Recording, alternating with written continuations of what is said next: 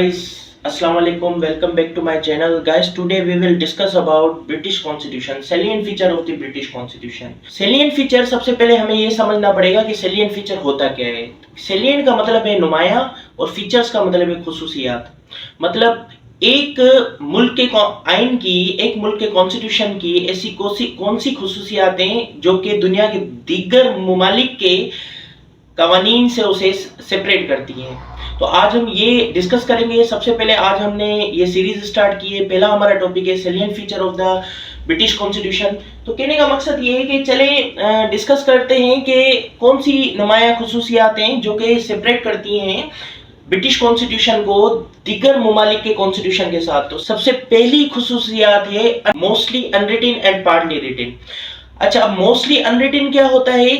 तो mostly unwritten का मतलब ये है कि एक कॉन्स्टिट्यूशन जो कि लिखा ही नहीं गया हो, जो कि कस्टम और कन्वेंशन की पैदावार हो. जैसे कि मोंटेस्क्यू के नजरिए के मुताबिक यूके के पास कोई कॉन्स्टिट्यूशन है ही नहीं.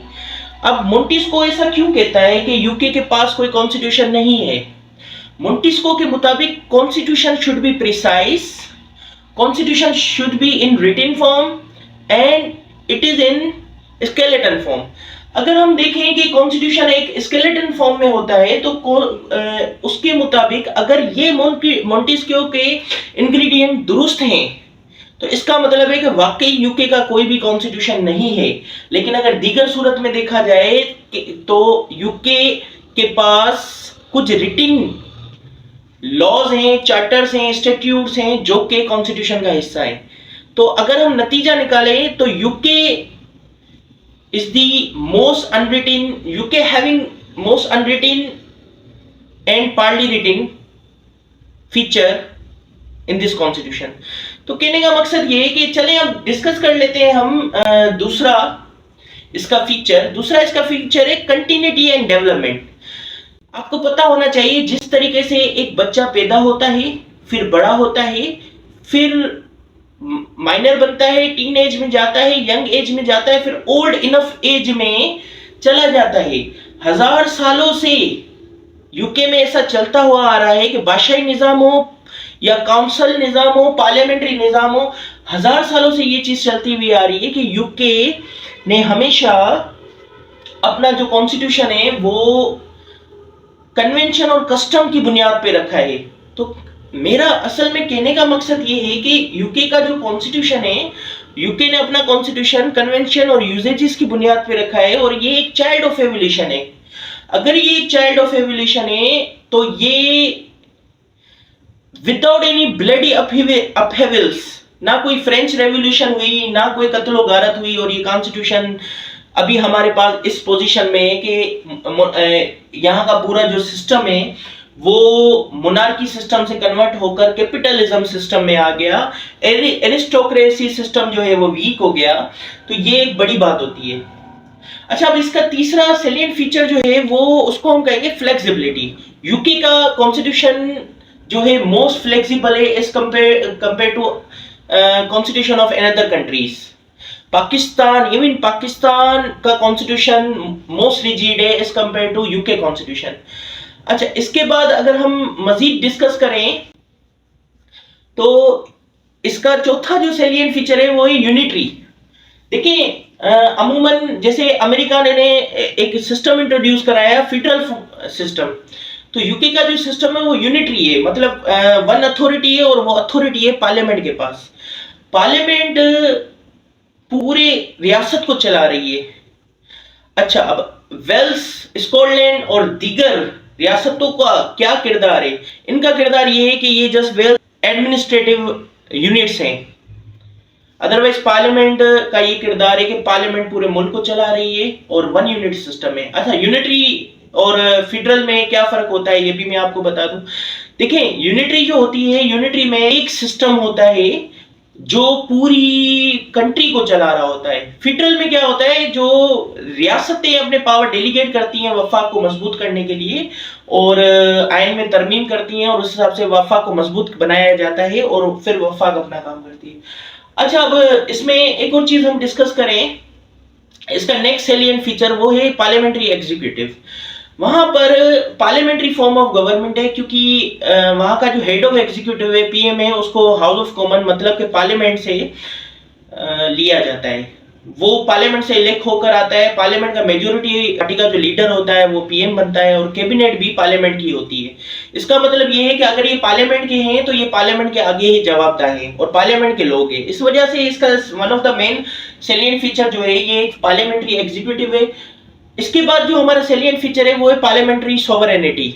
यहाँ पे एक मकोला मुझे याद आया है, ये डीलोम कहता है कि पार्लियामेंट मर्द को औरत और औरत को मर्द नहीं बना सकती, बाकी सब काम कर सकती है। तो कहने का मकसद ये है कि डीलोम ने ये जो नजरिया पेश किया है वहां पे पार्लियामेंट की सोवरेनिटी। अब कैसे पार्लियामेंट सोवरेन है वहां पर देखिए, फाइनेंशियल जो पावर है वो पार्लियामेंट के पास है, एग्जीक्यूटिव पावर जो है वो पीएम उनका है, पार्लियामेंट के पास है, लेजिस्लेशन पावर कानून बनाने के पावर भी पार्लियामेंट के पास है। अच्छा, उसके अलावा वहां पे कोई जुडिशियल रिव्यू नहीं है, वहां पे पार्लियामेंट किसी के आगे जवाबदार नहीं है, कोई जुडिशियल रिव्यू नहीं है। इसका मतलब है वाकई में वहां पर पार्लियामेंट जो है वो पावरफुल है और सोवरेन अथॉरिटी रखती है। लेकिन वहीं पर एक जाहिरी तौर पर उसके पार्लियामेंट के इनकंसिस्टेंट एक फीचर आता है रूल ऑफ लॉ।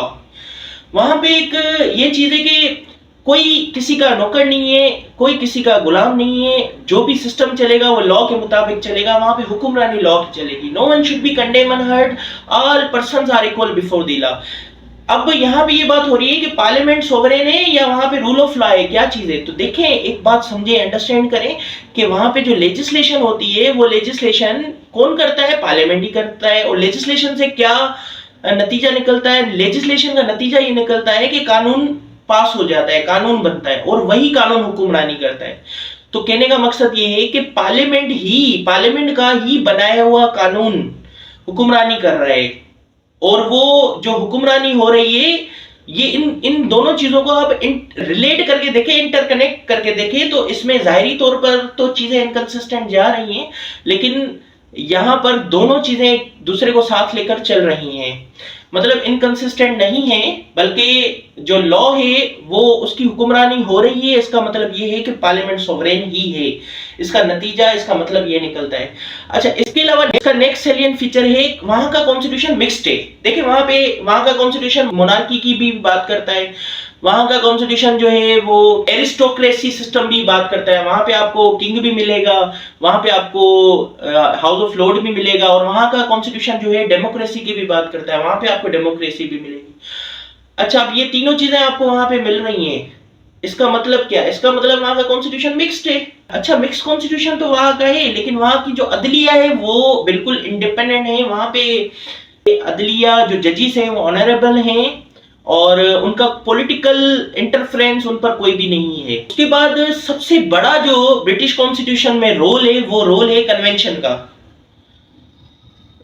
कन्वेंशन का वहां पर इतना बड़ा रोल है कि अगर कन्वेंशंस मुख्तलिफ रवायात, रस्मो रवाज हजार सालों से इस शक्ल में नहीं होती कन्वेंशंस, तो कॉन्स्टिट्यूशन आज हमारे पास इस शक्ल में नहीं होता। हो सकता है पाकिस्तान और अमेरिका या दीगर ममालिक जैसा स्केलेटन फॉर्म में इनका भी कॉन्स्टिट्यूशन होता।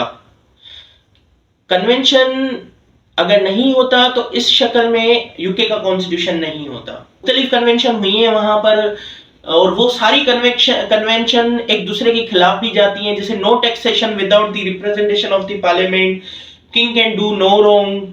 उसके अलावा और भी बहुत सारी कन्वेंशंस हैं। वो कन्वेंशंस हम अलग एक चैप्टर में डिस्कस करेंगे, क्योंकि कन्वेंशंस जो है वो अनकाउंटेबल है, वो काउंटेबल नहीं है कन्वेंशंस। जितनी मैं समझाऊंगा उतनी कम है, क्योंकि हजार सालों से कन्वेंशन चलती हुई आ रही है।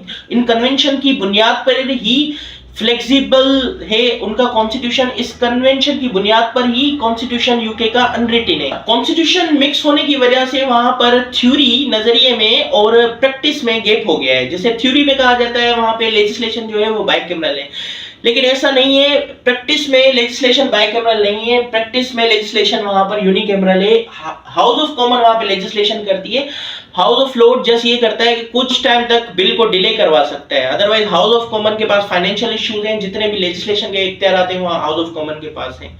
और हाउस ऑफ लॉर्ड ने अपनी अहमियत कम कर दी है। और हाउस ऑफ लॉर्ड की वक्त के साथ अहमियत कम हो चुकी है। वहां पे थ्योरी और प्रैक्टिस में गैप इतना है कि वहां पे कहा जाता है थ्योरी में कि king can do no wrong, फिर प्रैक्टिस में कहा जाता है कि king can do nothing. King can do no wrong का मतलब क्या है? King can do no wrong का मतलब ये है थ्योरी में कि किंग जो भी गलत करेगा वो गलत नहीं है। किंग कैन डू नथिंग का मतलब ये है कि किंग के इख्तियारात में कुछ ही नहीं है, किंग एक रबर स्टैम्प है, किंग कुछ कर ही नहीं सकता। तो वहां पर एक गैप है और वहां का कॉन्स्टिट्यूशन मिक्स है। गैप, मिक्स कॉन्स्टिट्यूशन और अनरिटन कॉन्स्टिट्यूशन होने की वजह से वहां का जो कॉन्स्टिट्यूशन है उसमें बहुत सारी पैराडॉक्सिस और एबनॉर्मेलिटीज आ चुकी हैं। पैराडॉक्सिस का मतलब ये होता है कि वहां का कॉन्स्टिट्यूशन एक दूसरे के इनकंसिस्टेंट जा रहा है। क्योंकि देखें, एक बात समझे, एक चीज रिटिन है तो वो रिटिन जो चीज होती है, हमने इंटरप्रिटेशन के रूल में भी पढ़ा है, तो लेजिस्लेचर उस चीज को रिपील कर देता है अगर उसके खिलाफ कोई चीजें होती हैं। तो सेविंग क्लास होते हैं, स्पेशल क्लासेस होते हैं। अब अनरिटन में कौन से क्लास लगाए जाएं? तो स्केलेटन फॉर्म में ये कॉन्स्टिट्यूशन है नहीं। लेकिन जितने भी सेलिएंट फीचर मैंने बताए इसको आप इसी प्लेलिस्ट में देख सकते हैं। और ब्रिटिश कॉन्स्टिट्यूशन की अलग से मैंने प्लेलिस्ट बना ली है और उसमें ये पूरे लेक्चर्स दे सकते हैं। इसमें पूरा यूके का जो कॉन्स्टिट्यूशन है उसको मैं डिफाइन करूंगा और उसको कंपेयर करूंगा पाकिस्तान और यूएसए के कॉन्स्टिट्यूशन के साथ। मिलते हैं नेक्स्ट वीडियो में। अल्लाह हाफिज। Thank you so much.